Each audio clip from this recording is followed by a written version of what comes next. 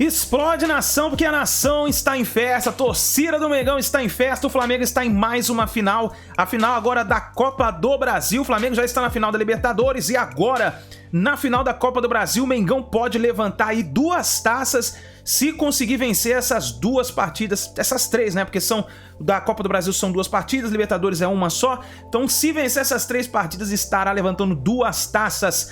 Esse ano de 2022, o Dorival Júnior salvou em nação. Dorival Júnior levantou esse ano aí do Flamengo. O ano que estava perdido com o Paulo Souza, Dorival Júnior conseguiu salvar esse ano do Flamengo. Então, nação, se você gostou, se você está em festa aí na sua cidade, escreva aqui embaixo de qual lugar você está assistindo nossos vídeos.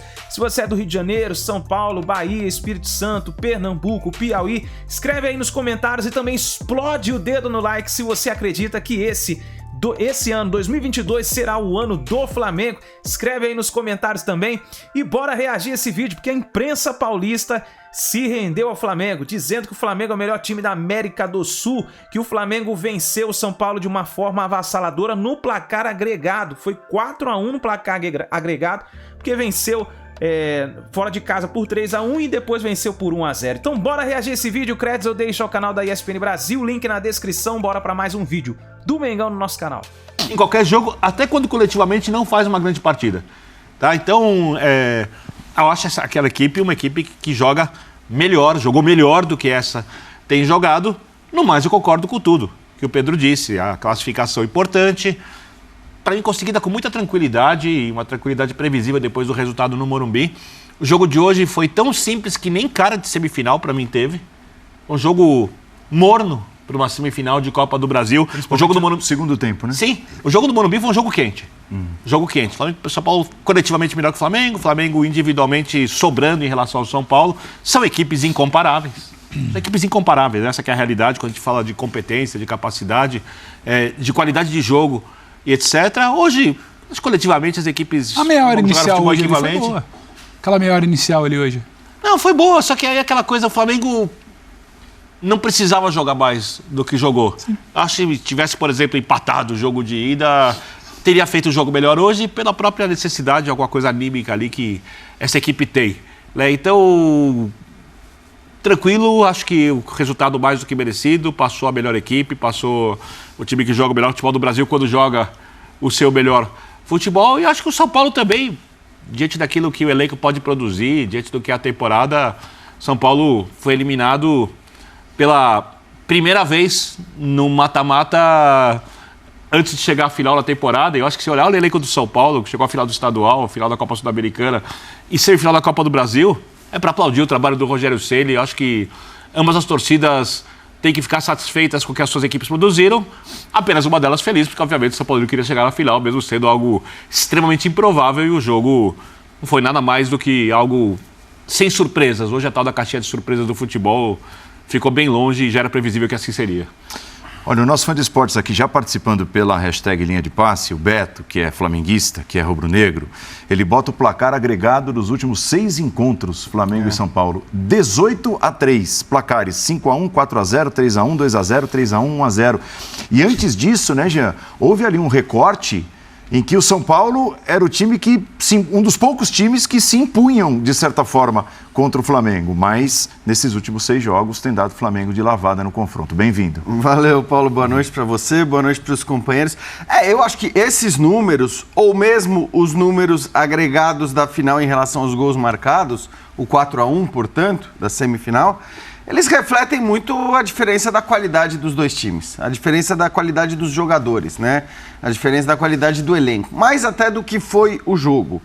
Porque você falava no começo do programa da diferença de finalizações hoje. Se você somar as finalizações dos 2 jogos, vai dar 45-8 para o São Paulo. São 45 finalizações de São Paulo, 8 do Flamengo. Mas sabe aquela coisa de desenho animado, que às vezes tem o fortão e o mais fraquinho, e o fortão fica segurando a cabeça do fraquinho, o fraquinho fica tentando bater para todo lado, fazendo assim, e não pega? Não sei até que ponto também você dosa demais, você não está mobilizado demais, condicionado pelo primeiro jogo. E eu acho que a mobilização você sente, inclusive... Todos nós conhecemos muitos flamenguistas, na redação tem alguns... a mobilização antes, tô falando do torcedor, não estou falando do jogador, do primeiro jogo, foi muito mais intensa do que foi hoje, tanto na Libertadores quanto na Copa do Brasil. E o jogador sente isso também.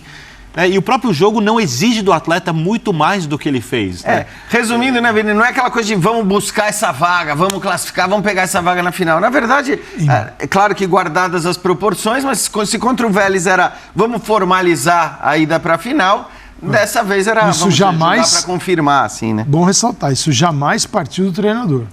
Sim. No jogo contra o Vélez, muito no pelo jogo de contrário. hoje, a mobilização, pô, tomou pancada pra caramba, Muito porque deixou pelo os caras de fora. O respeito jogo- pelos adversários. Total. Contra o Corinthians lá atrás também. Total do treinador.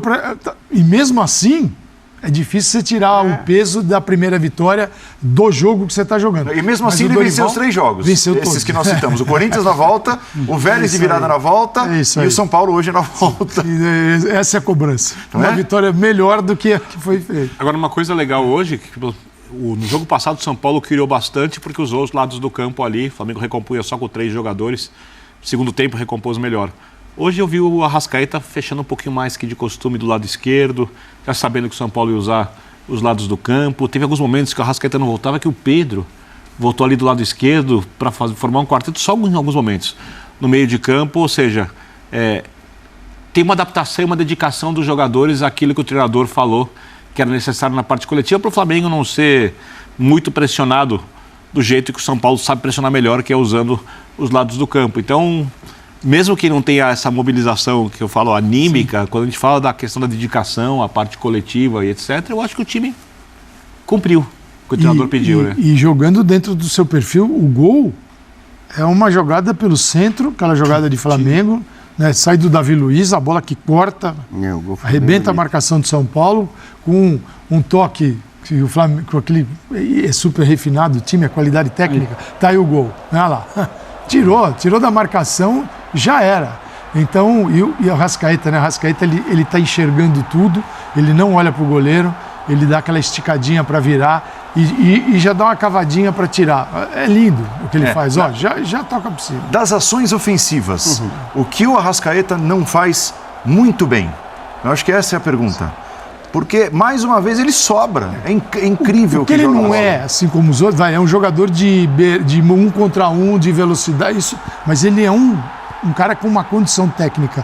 Quando você tem Everton do lado dele, o Gabigol também. O Gabigol não está nessa fase artilheira, que é a fase do Pedro. Achei um bom jogo dele. Mas a participação do Gabigol nas construções do Flamengo, ela é total. Tanto que quando vem o Cebolinha para fazer do Gabigol, Não sai. não consegue. O Dorival tentou, mas não consegue. Tem a genialidade Não consegue. do Arrascaeta na finalização. Tem a escada do Davi. O Pedro tem o toque que você falou muito refinado. Agora, eu gostei também de observar como o Everton Ribeiro vai dosando. Ele vai esperando o momento que o Arrascaeta vai atacar o espaço. Ele até ficou o debate se ele trançou o pé do zagueiro de São Paulo, se não trançou. Mas ele vai. Isso depois. E esse entendimento, que aí é você ter Everton Ribeiro e Arrascaeta no time. Isso aí você não negocia com nenhum time do país. O Everton vai controlando certinho, no timing. Não é que ele esticou a bola para o Arrascaeta correr muito lá na frente, ou o Arrascaeta correu antes e Muito ficou inteligente, impedido. né? É o Everton segurando e ele vê. Quando o Arrascaeta dá um passo assim que ele está olhando, né? Porque ele está olhando tudo, porque ele acaba finalizando já sabendo onde está o goleiro. O Everton nem dá um tapa, parece que dá na medida. Fica aquela coisa do São As Paulo ações que quase ofensivas que chega. do Flamengo, né? É muito refinado Até para ilustrar também. aquilo que a gente está falando, eles resumem o jogar fácil. É jogar fácil. Tudo flui muito facilmente, quer dizer, flui sem esforço, né? A brincadeira que eu fiz, a imagem Exato. Tem ali razão. da briga do grandão com Aí chega o grandão e... exatamente, é um peteleco, assim, é muito fácil, né, para o Flamengo jogar com esses jogadores lá na frente e as coisas funcionam muito bem. E com esse nível de qualidade, né, que é altíssimo, que o Pedro falou, quando o jogador prende a bola, você está trazendo a marcação para você. Quer dizer, a bola saindo no momento certo, você atraiu e liberou teu companheiro para jogar. Aí é um E a escândalo. movimentação coordenada, né? Não só do cara que vai receber a bola, como dos caras que dão a opção para o Aí é passe de absurdo. primeira, né? E o jogador sabe disso. Sim. Quer dizer, isso é... O jogador vai aprendendo, vai ouvindo, vai vendo, vai treinando e ele percebe. Quer dizer, ele tem o poder da bola, da retenção, do passe, da condução e ele pode passar no momento certo. Às vezes você fala, poxa, o cara está conduzindo demais. Não é, ele está, né, atraindo. chamando e Abrindo espaço para os outros. Por exemplo, o Pedro. O Pedro sabe quando ele está fixando uma marcação e abrindo o corredor para o companheiro. Eles são muito inteligentes, né? Só joga nesse nível técnico com inteligência, porque uma coisa está ligada à outra, né? O jogador extremamente técnico, sem inteligência para jogar, ele não faz o bom uso da técnica. É um desperdício. E eles são extremamente inteligentes. O que chama atenção quando vocês falaram na abertura dos números do jogo, eu considero... Futebol, para mim, é uma disputa por espaço. Para você ganhar espaço e levar a bola na melhor condição possível para você finalizar e você evitar que o adversário faça isso. Então, tem uma escalação teoricamente ofensiva. O São Paulo fez o que podia, acho que ele tentou, ele jogou uma primeira parte do primeiro tempo ali muito boa para tentar fazer o seu gol e de repente botar uma pressão, né? Porque se o São Paulo consegue fazer o gol no Maracanã contra o Flamengo, ao contrário do Vélez, que, convenhamos, não mudava absolutamente nada porque o jogo ainda estaria 4-1, de repente ele começa a sonhar, de repente ele joga um nervosismo para o outro lado, mas é isso, o São Paulo ficou ali tentando, chegou, fez uma primeira parte de primeiro tempo muito bom, coletivamente acho que foi uma boa atuação, só que a diferença entre os dois times é enorme e acho que isso ficou claro, se não no placar das finalizações, no placar final dos gols. O 4-1 acho que resume bem a diferença entre Flamengo e São Paulo hoje. E eu acho que esse é um dilema que passa pela cabeça de todos os técnicos que dirigem suas equipes contra o Flamengo, né? De que forma se comportar taticamente? Porque o time do Flamengo tem ótimas opções em todos os setores do campo. Tem grandes jogadores em todos os setores do campo. Mas é inegável que esses caras, a partir do Everton Ribeiro, né?